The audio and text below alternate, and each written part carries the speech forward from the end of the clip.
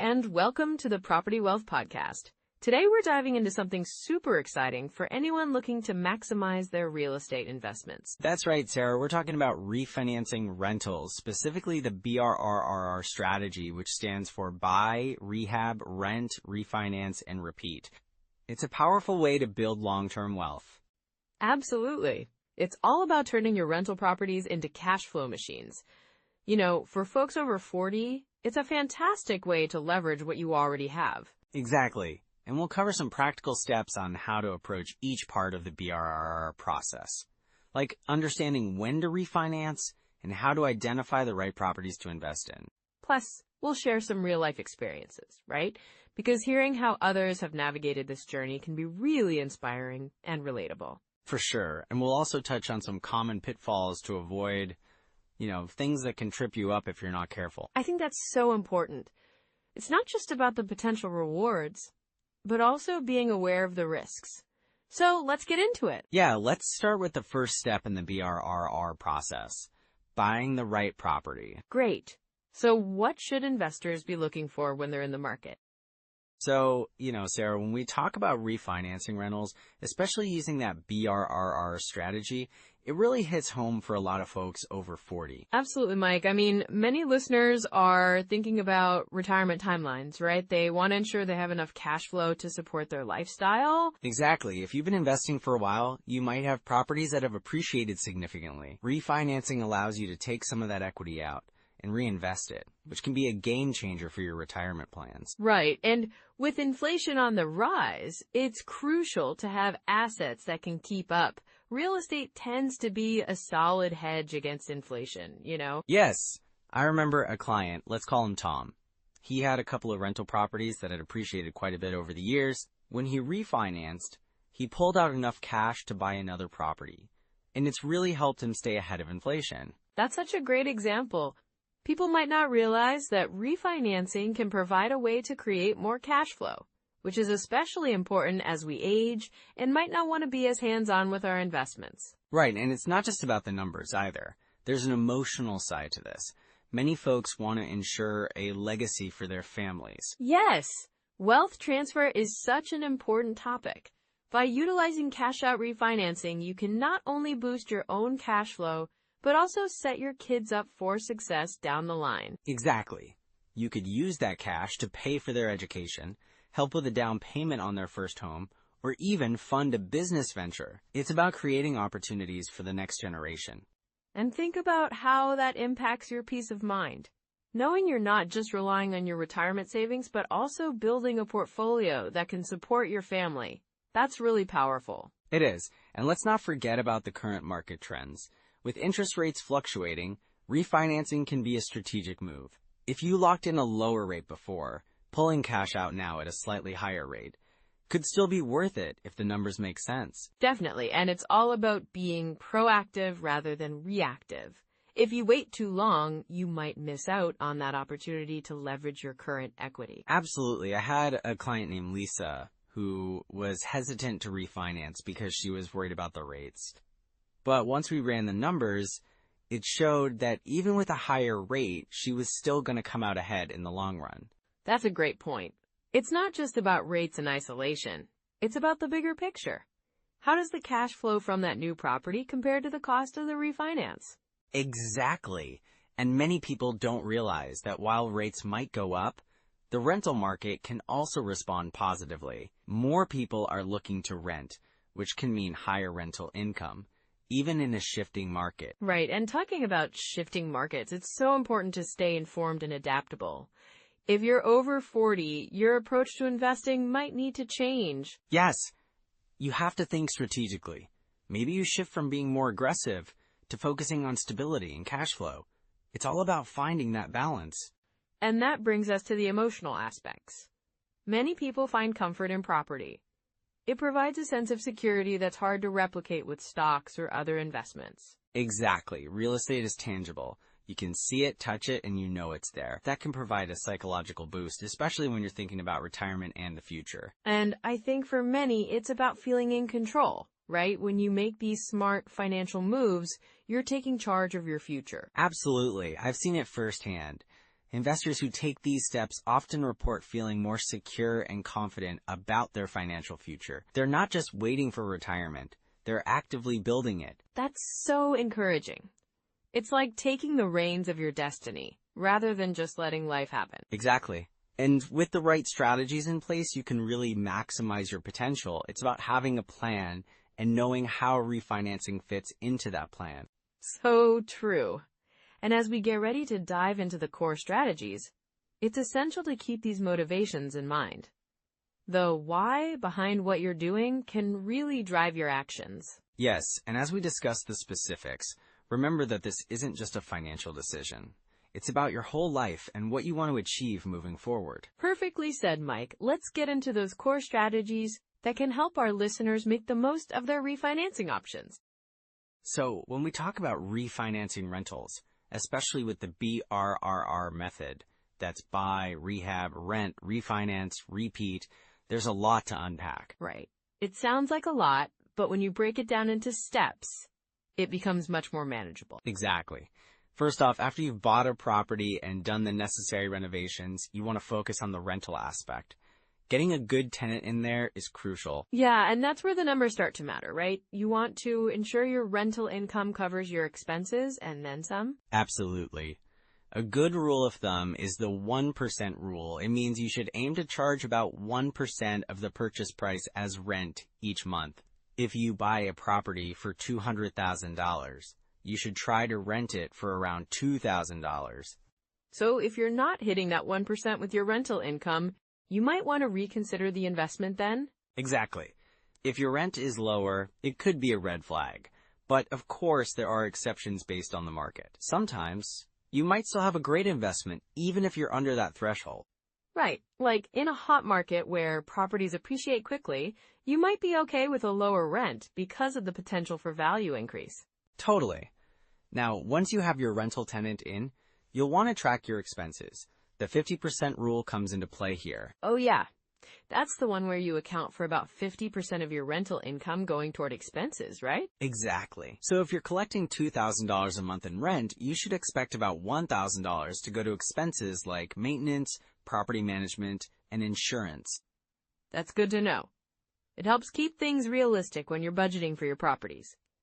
And once you've got the property rented and you're seeing that cash flow, it's time to look at refinancing.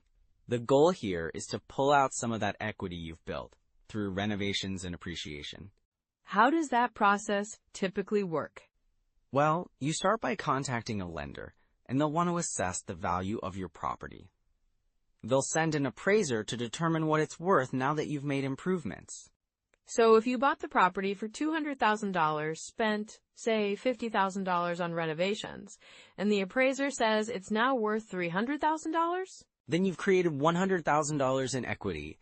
The lender might allow you to refinance up to 75% of that new value, which could give you access to about $225,000. Wow, so you could potentially pull out cash to reinvest in another property or cover your expenses, right? Exactly. Just keep in mind, you'll want to ensure that your new mortgage payment still aligns with that 1% and 50% rule to keep your cash flow healthy. That's a great point. So if your new mortgage is, say, $500 a month, you'd want to ensure your rental income supports that while also covering your expenses. Right, and that's where having a solid deal evaluation checklist can be super helpful. You should have a clear understanding of your purchase price, estimated renovation costs, expected rent, and ongoing expenses. Like a checklist for every property? That sounds smart. Yes, it can include things like the condition of the property, potential rental income, and your exit strategy. You want to know how long you're holding the property and what your plans are for it down the line. And can you give me an example of a property evaluation? Sure. Let's say you find a property listed at $180,000. You estimate that it'll take $30,000 to get it rent ready, which puts you at $210,000 total investment. If you think you can rent it for $1,800 a month, that hits the 1% rule. And if you factor in the 50% rule, you'd expect around $900 a month for expenses? Yep, so you'd be looking at a cash flow of $900 a month, which is really solid. What about financing options? Are there specific types of loans that work best for this strategy? Great question. Conventional loans are popular, but some investors look into FHA loans for lower down payments. There are also portfolio lenders who might offer more flexibility with terms. And those could be good for investors who are just starting out or might not have the best credit yet. Exactly. But keep in mind that each type of loan has its pros and cons, so it's vital to do your homework and choose what's best for your situation. Speaking of homework, how do you know when to move on to your next property after refinancing? Usually, once you've pulled cash out and have a solid tenant in place, you can start looking for your next deal. Just make sure the numbers still align with your investment goals. Definitely. And that brings us to the next part of the discussion, common pitfalls to avoid. Right. Because even with a solid strategy, there are plenty of things that can trip you up if you're not careful. So Sarah, when we talk about the BRRRR strategy, one of the biggest mistakes I see investors making is over-leveraging. You know, they get really excited about the cash-out refinance and think they can pull out more money than they should. Yeah, that makes sense. It's like they're trying to maximize every penny they can get, right? But what happens when they stretch themselves too thin? Exactly. I mean, I've seen investors pull out so much cash that they end up with negative cash flow. They think they're sitting on a gold mine, but then they can't cover their mortgage payments or other expenses. It's a slippery slope. Right, and then you have to deal with the stress of not being able to afford the property. That's a tough situation. Definitely. One investor I know thought they were doing great because they had a shiny new property after refinancing, but they didn't account for the repairs needed or the vacancy periods between tenants. Oof, that's rough.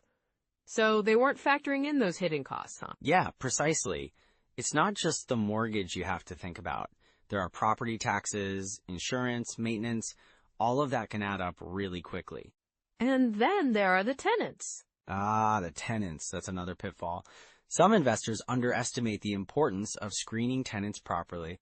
What do you mean by that? Well, I've seen cases where people got so eager to fill a vacancy that they didn't do thorough background checks. They ended up with tenants who couldn't pay rent, or, even worse, caused damage to the property. That's a nightmare. It really is. You might think a tenant's application looks solid, but if you skip those checks, you could be inviting trouble.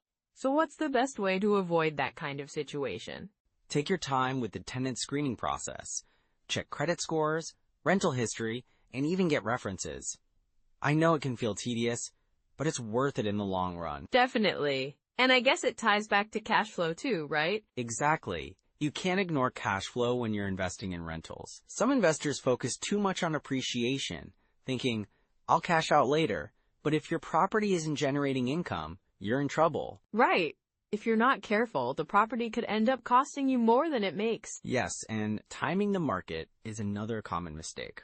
Some people try to predict when to buy or sell, thinking they can catch the perfect moment. Oh, I've heard of that. It sounds risky because the market can be so unpredictable, right? Exactly. I've seen investors wait too long, thinking prices will drop, and they miss out on great deals. Or they jump in just because everyone else is buying, without doing their homework. So what should they focus on instead? Well, the key is to stick to your investment strategy and focus on cash flow rather than trying to time the market. If the numbers work for you, then it's a solid investment, regardless of market conditions. That's a good point. Focus on the fundamentals instead of getting caught up in trends. Right. And let's not forget about hidden costs. A lot of new investors don't realize how much they can sneak up on you. What kind of hidden costs are we talking about? Things like unexpected repairs, property management fees, or even higher than expected maintenance costs. I had a client who bought a property only to find out the roof needed replacing shortly after they closed. Yikes! That's a huge expense. Exactly. If you don't factor those costs into your calculations, your cash flow can take a serious hit. So how can investors spot these red flags early on? Well, it's crucial to do your due diligence before buying. Get a comprehensive inspection done, and don't just take the seller's word for it. That's solid advice. And it sounds like having a good team around you can help too, like a reliable inspector or a good property manager. Absolutely. Having a solid team can make all the difference. They'll help you uncover potential issues before they become major problems. So, in summary, it's really about being cautious and doing your homework, right? Exactly. Avoid over-leveraging. Take the time to find good tenants, focus on cash flow, and keep an eye on those hidden costs. And if someone finds themselves in a tough spot, what's the best way to recover from that? Communication is key. If you're facing challenges, reach out to your lender, your tenants, or even a financial advisor. There are options available if you're proactive about addressing issues. Great point. It's better not to wait until things spiral out of control. Yes, and remember, it's a learning process. Even seasoned investors make mistakes. It's how you adapt and learn from them that counts. I love that perspective. So it's really about building resilience and being smart with your investments. Exactly. In the end, the goal is to create long-term wealth, and that takes time, patience, and a willingness to learn from experiences, good and bad. Perfectly said, Mike. I think that's a great transition into the next steps for our listeners. Absolutely. So let's dive into that next. All right. So let's dive into some immediate steps you can take to get started with refinancing your rental properties and utilizing that BRRRR strategy. Yeah, definitely. I think the first thing to do is, assess your current financial situation. Get a clear picture of your existing mortgages and how much equity you have in your properties. Exactly. A good starting point is to use a tool like Zillow or your local MLS to check the current market value of your rentals. That'll help you estimate how much equity you've built up. Right, and once you have that, it's helpful to calculate your loan-to-value ratio, or LTV. You can do that using online calculators, which are super easy to find. Just plug in your mortgage balance and the property's market value. Yeah, and speaking of calculators, the BRRRR calculator is fantastic for this kind of analysis. It lets you run different scenarios on refinancing and gives you a clearer picture of your cash flow post-refinance. Oh, for sure. And if you're still in the early stages of investing, you might want to check out DealCheck. It's a handy app for analyzing rental properties, and it gives you a snapshot of potential returns. Great recommendation. Also, don't overlook Rentometer. It's perfect for determining if your rental rates are on par with the market. Knowing what others charge can be a real game changer. Absolutely.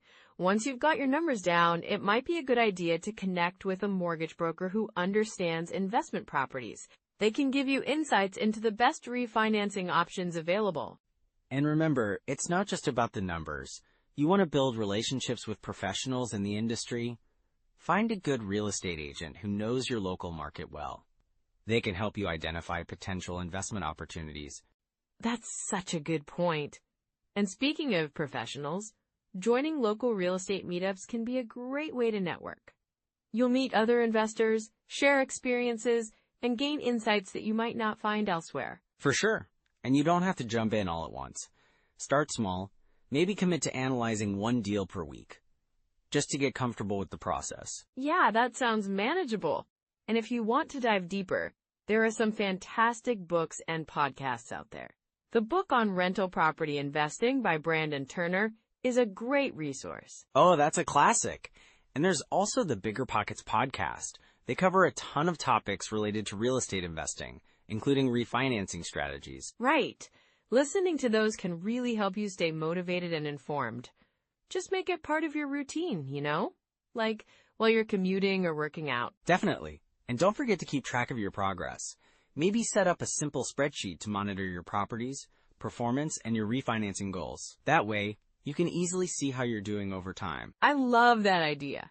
It adds a layer of accountability. Plus, it feels good to visually see your progress. Exactly. And as you start doing this, don't hesitate to reach out for advice or support. There are plenty of online communities where you can ask questions and share experiences. Yes! Getting involved in forums can be so helpful. Sometimes just hearing from others who've been through similar situations can give you that extra push to take action. And remember, it's all about starting where you are. You don't need to have everything figured out right away. Taking those small steps can lead to big changes down the road. So true. And as you build your confidence, you might find yourself ready to tackle bigger projects or even multiple properties at once. Absolutely. With these tools in your pocket, you're ready to move forward. Let's recap what we've covered today. So as we wrap up today's discussion on refinancing rentals and the BRRRR Cash-Out strategy, let's highlight a few key takeaways. Yeah, absolutely. First off, understanding your cash flow is crucial. It really helps in making informed decisions about when to refinance. Right, and then there's the importance of building equity. That's what allows you to access cash for new investments, which is just a game changer. Definitely. And let's not forget about the power of long-term thinking. Real estate is a marathon, not a sprint, right? Exactly. Patience and persistence can really pay off over time. And remember, it's all about creating wealth that lasts. Well said, Mike. So for everyone listening, if you're over 40 and thinking about diving into real estate investing, don't hesitate to take action. It's never too late to start building that wealth for yourself and your family. And, if you found today's episode helpful, we'd love for you to like and subscribe. And please, share your biggest takeaway or any questions you might have in the comments. Yes! And if you know someone over 40 who's curious about investing in property, share this episode with them. You might just inspire them to take that first step. And next time, we'll be diving into the differences between cash-out refinancing and HELOCs for investors. It's going to be really insightful. Oh, I'm excited for that one. There's so much to unpack. Absolutely. So until then, keep striving for that financial freedom. And remember, every step you take today is a step towards a wealthier tomorrow. Take care, everyone. Bye for now.